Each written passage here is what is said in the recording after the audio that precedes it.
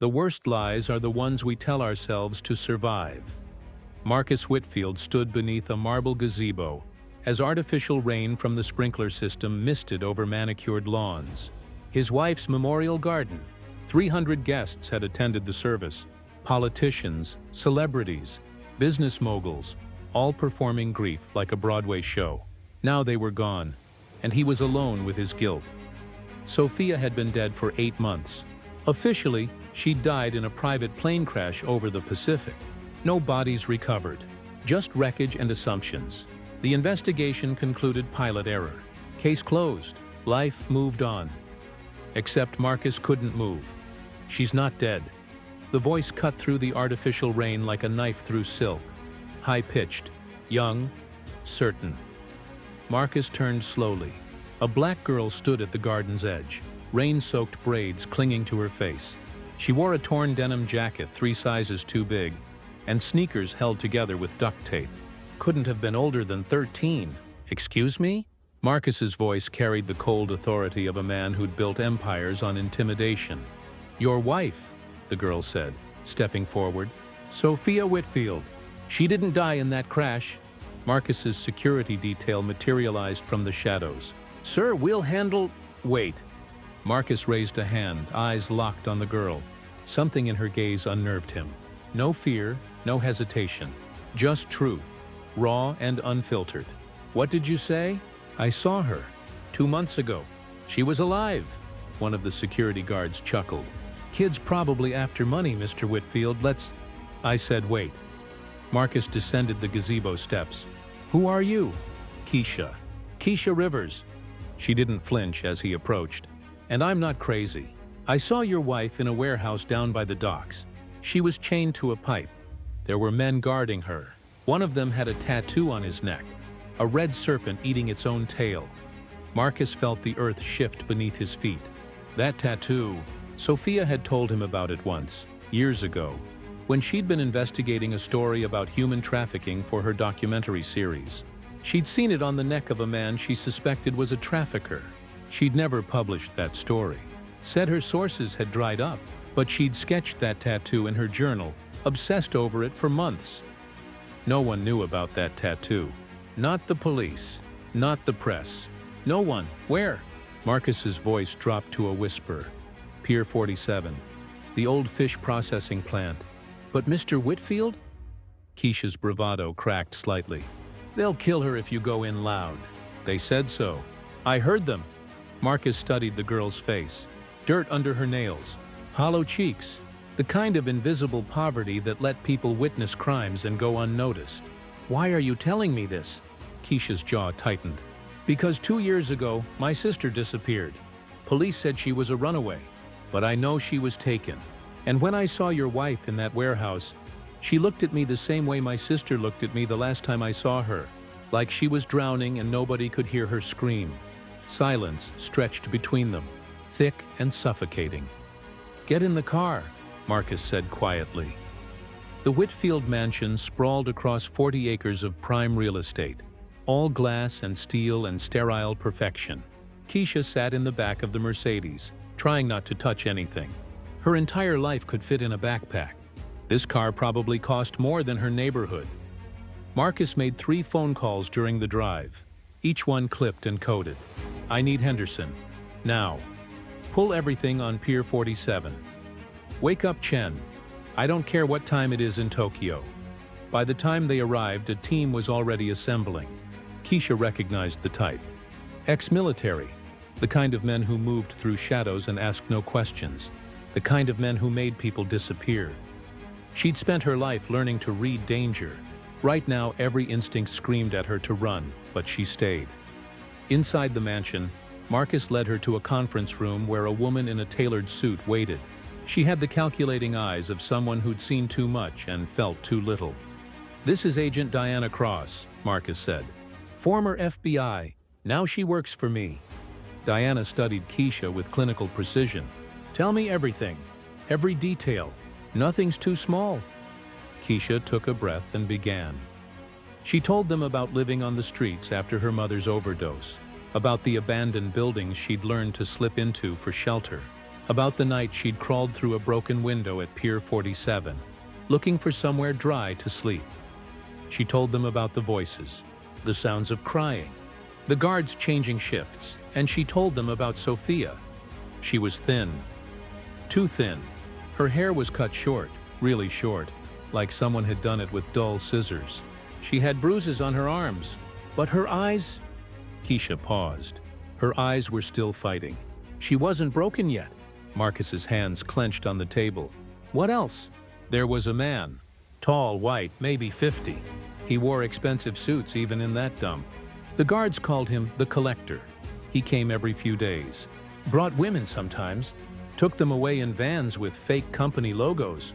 Diana leaned forward. Did you hear any names? Locations? Dates? The Collector talked about shipments. I heard him say something about offshore processing and clean routes through customs.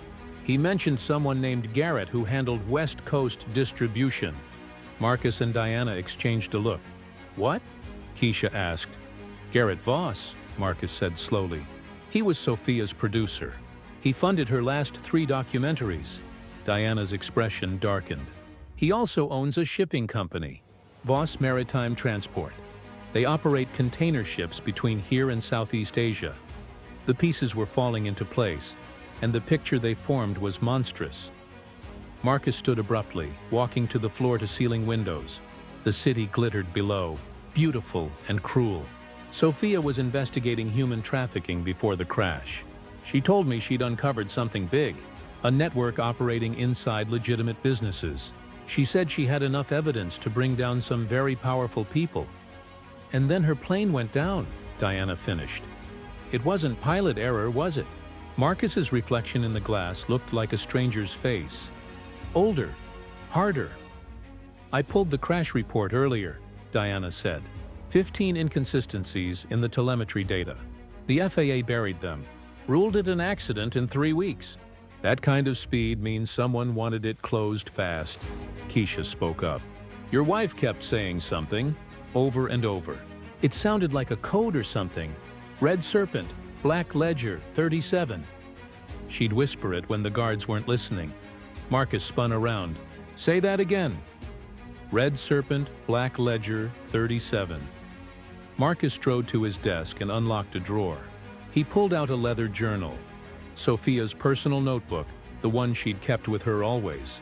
He flipped through pages of sketches, notes, newspaper clippings, then he found it. A page marked with Sophia's handwriting. If something happens to me, look for the Black Ledger. Account number 37. Red Serpent owns it all. She knew, Marcus breathed. She knew they'd come for her. Diana's phone buzzed. She answered, listened, then hung up. My contact at the Port Authority just confirmed unusual activity at Pier 47. Multiple unmarked vehicles entering and exiting at odd hours. No cargo manifests filed. Marcus looked at Keisha. How often do the guards change? Every 8 hours. 3 men during day shift. 5 at night. Cameras? 2 at the main entrance. 1 inside pointed at the holding area. But there's a blind spot near the loading dock on the east side. Marcus nodded slowly. You've been watching them.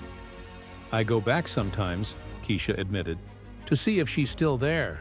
To see if my sister might… Her voice broke. I just need to know.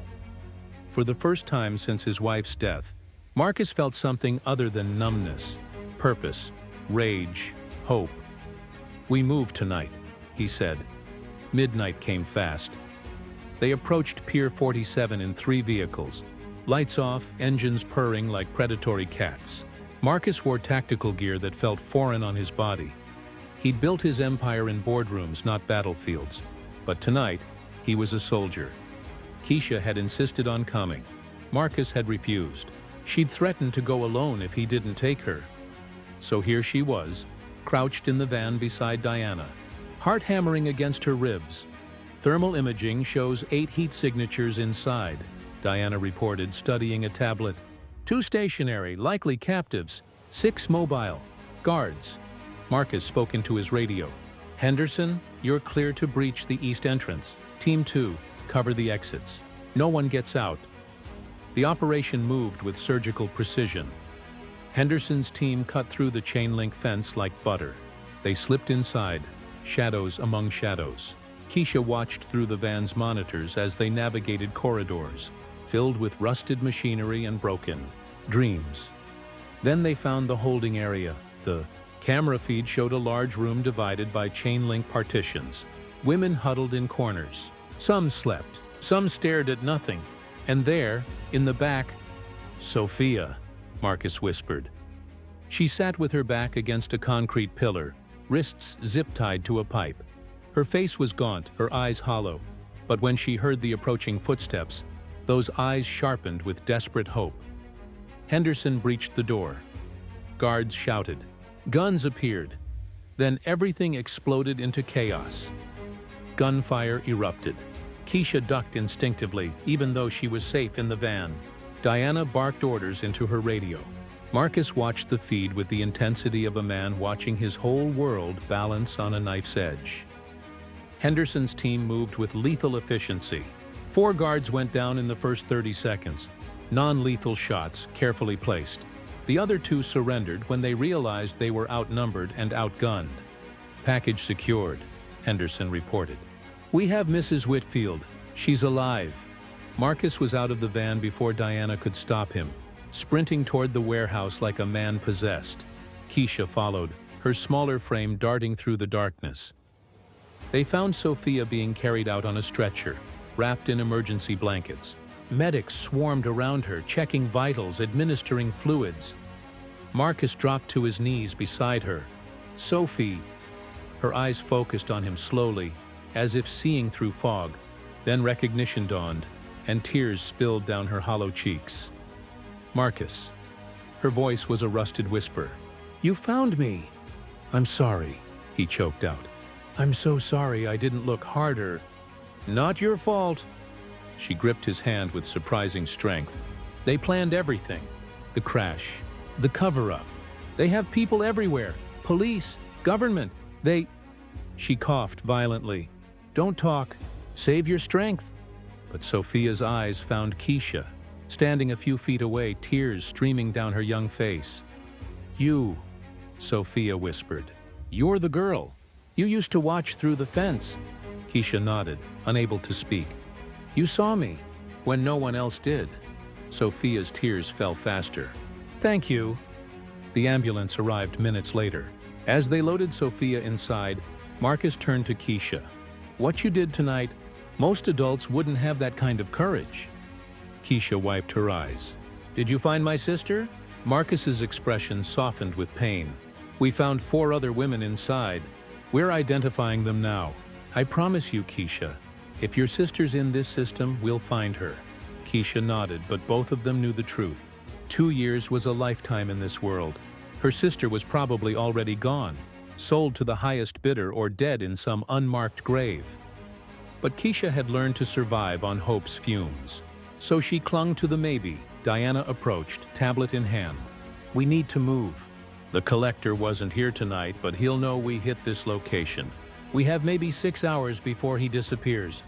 Marcus stood, his face hardening into the mask of the ruthless businessman who'd crushed competitors and built an empire on calculated risks.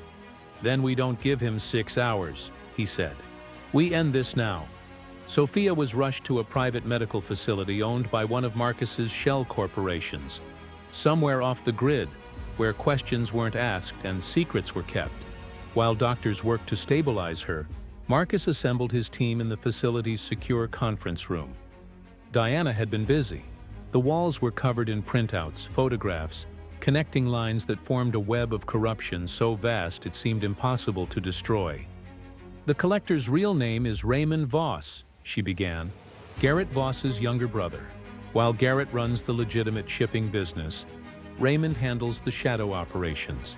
They've been running this trafficking network for at least a decade. How? Marcus demanded.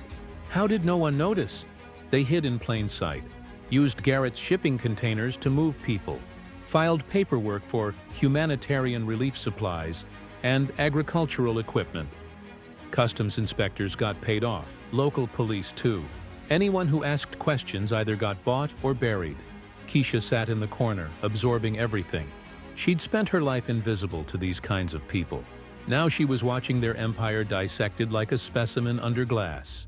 "Sophia mentioned a black ledger," Marcus said. "Account number 37, Diana nodded. "I found it. Offshore account in the Cayman Islands. It's where they funnel the money. Profits from trafficking, blackmail payments, payoffs. There's $847 million in that account." The room went silent. "Jesus," Henderson muttered. "It gets worse," Diana continued. "I traced the deposits. The money comes from everywhere. Politicians, CEOs, judges, even a few names you'd recognize from Hollywood. They're not just running a trafficking ring. They're running a blackmail operation. They provide services to wealthy clients, record everything, then extort them for years." Marcus felt sick. Sophia was going to expose all of this. She had evidence, documents, videos. She was 3 weeks from publishing when her plane went down. Diana pulled up a photo on the screen. This is what they didn't want the world to see. The image showed a yacht party, expensive suits, champagne, and young women, too young, standing in corners with empty eyes and forced smiles. Keisha recognized one of the men immediately. "That's Senator Blackwell. He came to our school once for a photo op. Talked about protecting children." Diana's smile was bitter. "He's one of their biggest clients, and one of their biggest protectors." When Sophia's investigation started getting attention, Blackwell used his connections to shut it down. He's the one who ordered the FAA to close the crash investigation fast. "We need to take this public," Marcus said. "We can't. Not yet." Diana switched slides. "If we release this now, they'll activate their contingency plans.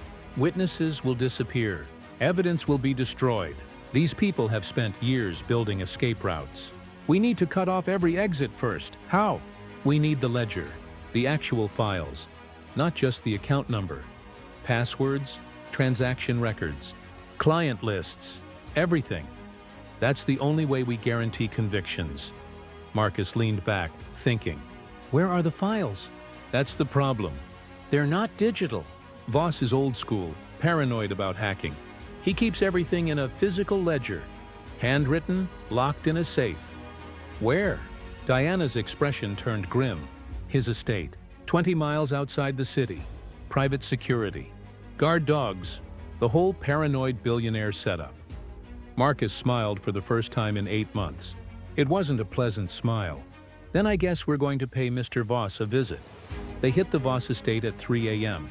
when human reflexes are slowest and doubt creeps into even the most disciplined minds. Marcus had assembled a team of 12, ex-Special Forces operators who asked no questions and left no traces. They approached through the woods, night vision turning the world into shades of green and gray. Keisha had begged to come. Marcus had refused. She was 13. This was war. But he'd made her a promise. When this was over, he'd use every resource at his disposal to find her sister. The estate sprawled across 200 acres, a monument to wealth built on suffering. Henderson's team disabled the security system first, splicing into the network and feeding the cameras a loop of empty grounds. They breached the perimeter fence simultaneously at 4 points. Guard dogs were neutralized with tranquilizers. Human guards were taken down silently, zip-tied, and left unconscious in the shadows. Marcus moved with the team toward the main house, his heart pounding with a mixture of rage and anticipation. Somewhere in that mansion was the evidence that would destroy the people who'd tried to murder his wife. They entered through the service entrance, avoiding the motion sensors Diana had mapped. The house was silent, expensive, cold. Abstract art hung on walls. Persian rugs muffled their footsteps. Henderson signaled, "Target's bedroom, 2nd floor, east wing." They moved like ghosts up the curved staircase. Raymond Voss woke to the barrel of a gun pressed against his temple. "Don't move. Don't scream," Marcus whispered, "or I'll paint these Egyptian cotton sheets with your brain." Voss's eyes went wide with terror. He was smaller than Marcus expected, softer, the kind of man who hired others to do his violence. "Where's the ledger?" Marcus demanded. "I don't know what—" Marcus cocked the gun. "Wrong answer. Wait, wait." Voss's composure shattered like cheap glass. The study. Behind the Rembrandt. There's a safe. Combination.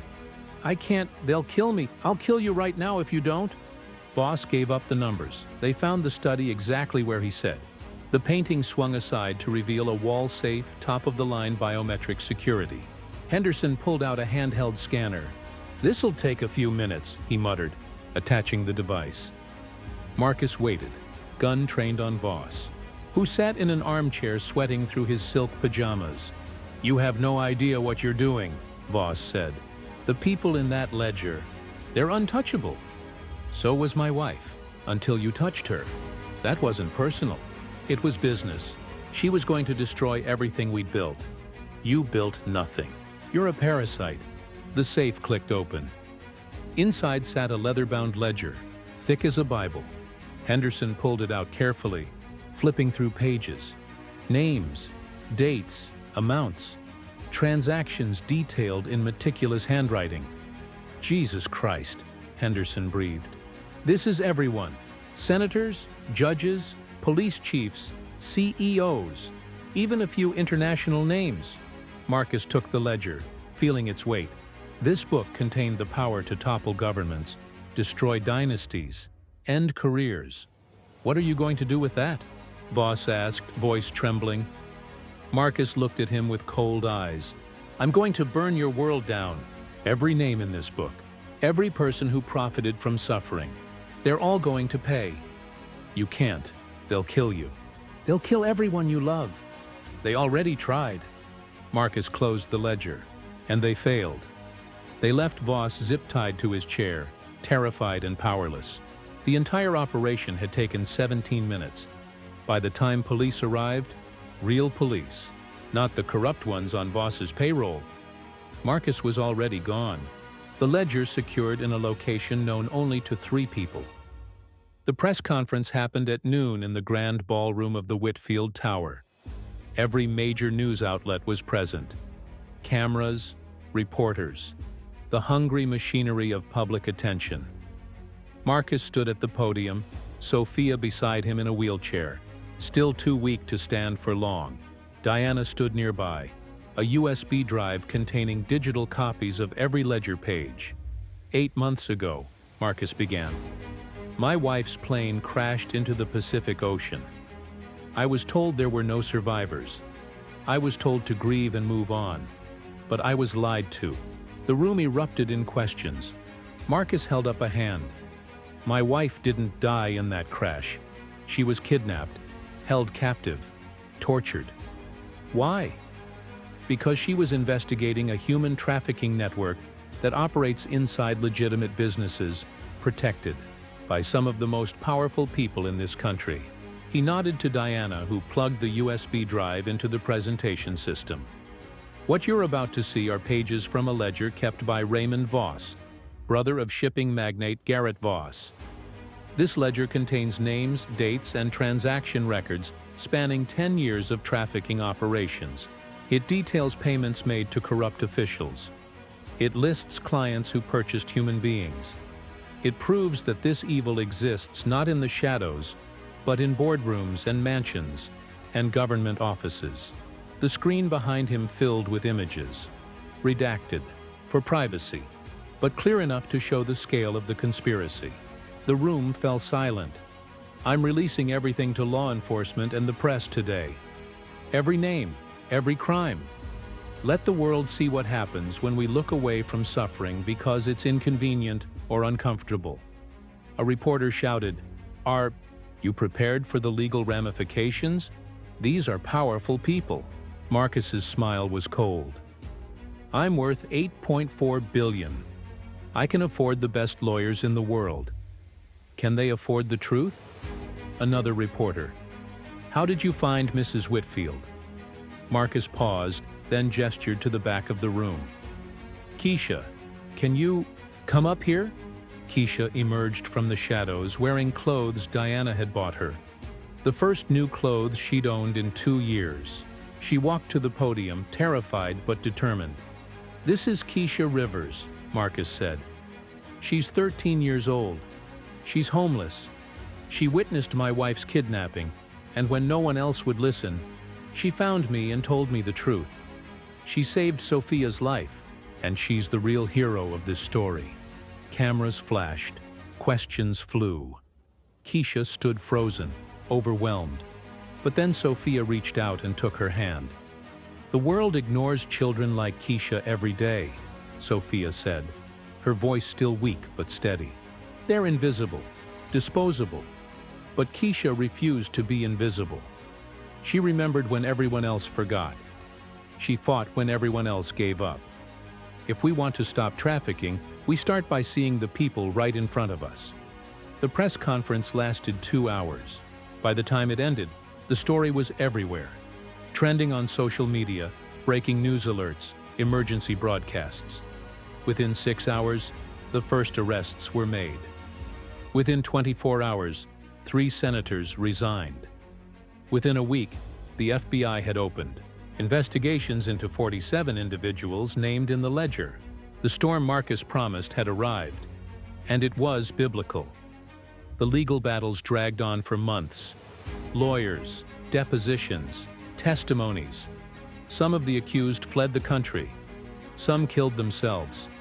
Most fought with every resource at their disposal, but the evidence was overwhelming. Raymond Voss was arrested trying to board a private plane to Monaco. His brother Garrett was found dead in his office, apparent suicide, though rumors of silencing circulated. Senator Blackwell was indicted on 37 counts, including racketeering and conspiracy to commit murder. He maintained his innocence, but the jury didn't believe him. One by one, the dominoes fell.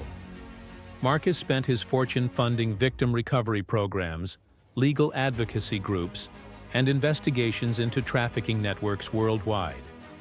He sold his company, liquidated assets, and dedicated his life to the fight. Sophia recovered slowly, writing a book about her experience that became a bestseller. She donated every penny to organizations helping trafficking survivors. And Keisha was adopted by Marcus and Sophia 6 months after the press conference. She had a room in the mansion with windows overlooking the ocean. She went to a good school, had therapy twice a week, started to heal. But she never forgot her sister. On the anniversary of her sister's disappearance, Keisha stood on the pier where she used to hide, staring out at the dark water. Marcus joined her. "You okay?" "I keep thinking, what if I'd spoken up sooner? What if I'd told someone when they first took her?" "You were a child, Keisha. It wasn't your responsibility to save the world. But I could have saved her." Marcus put his arm around her shoulders.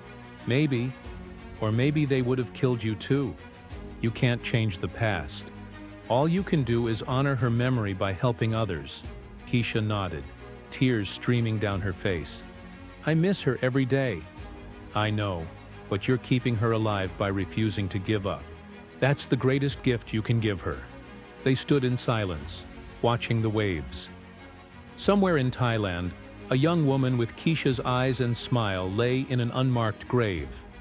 Her name had been erased from official records, her existence forgotten, by everyone except one little sister who refused to stop remembering. Justice hadn't been perfect. Justice never was, but it had been served. And in a world that thrived on silence, that was something. Epilogue. 3 years later, Keisha stood at the podium of the United Nations, 16 years old and confident in ways she'd never imagined possible. She'd been invited to speak about child trafficking and the importance of believing survivors. "My name is Keisha Rivers," she began. "When I was 13, I was homeless. I watched my sister get kidnapped. I watched a woman get dragged into a warehouse. And when I tried to tell people, they didn't believe me." She paused, making eye contact with delegates from around the world. "Children see things. We witness crimes. We know secrets. But adults don't listen because we're just kids. We're easy to dismiss, easy to ignore. That needs to change." She told her story, the abbreviated version, sanitized for international politics. But the core remained. She'd been invisible until she refused to stay quiet.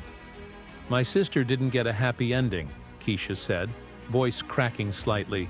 But because people finally listened, 43 other women did. Families were reunited. Trafficking rings were dismantled. Lives were saved. She looked directly at the camera broadcasting live around the world. So I'm asking you, who are you? Ignoring? What child is trying to tell you something important but you're too busy to listen? What truth are you dismissing because it's uncomfortable? The assembly hall was silent. My sister's name was Aaliyah Rivers. She was 14 when they took her. She loved to dance. She wanted to be a teacher. She mattered. And even though she's gone, I'm going to make sure the world never forgets that people like her exist.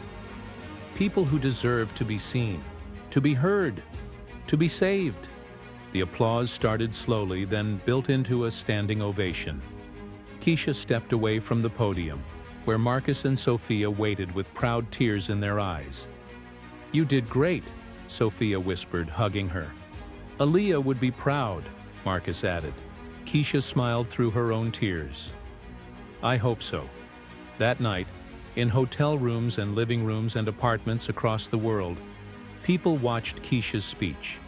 Some cried, some got angry, some felt inspired to act.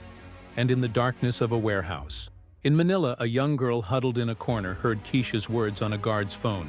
She listened to the story of another girl who'd refused to be invisible. And she started to believe that maybe, just maybe, someone would come for her too. Because the most powerful weapon against evil isn't money or power or violence. It's memory. It's the refusal to look away. It's one voice saying, "I see you. I believe you. You matter." And sometimes, that's enough to change everything.